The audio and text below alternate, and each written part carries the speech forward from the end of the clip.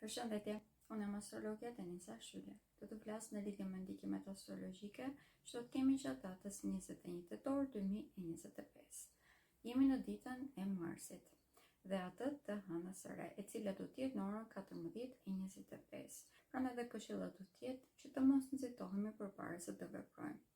Ndjenjat do të jenë shumë në sipërfaqe. Menjëherë pas hënës së re, hëna do të kalojë në zbërthëti, kjo do të thotë që edhe përqendrimi do të jetë shumë i ulët. Kjo do të vazhdojë derisa hëna të kalojë tek shenja e radhës, ajo akrepit, në orën 17:42.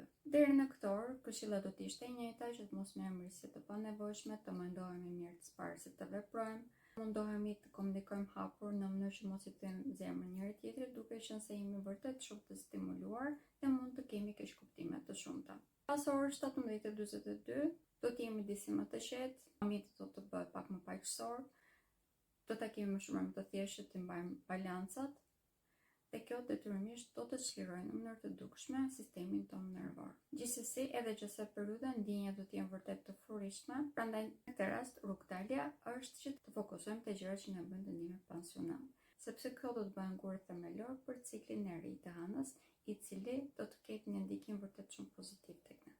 Kalimi i kohës me njerëzit tonë të dashur, sidomos me ata që na bëjnë që të ndihemi më të qetë e të sigurt, do të ishte vërtet një zgjedhje ideale.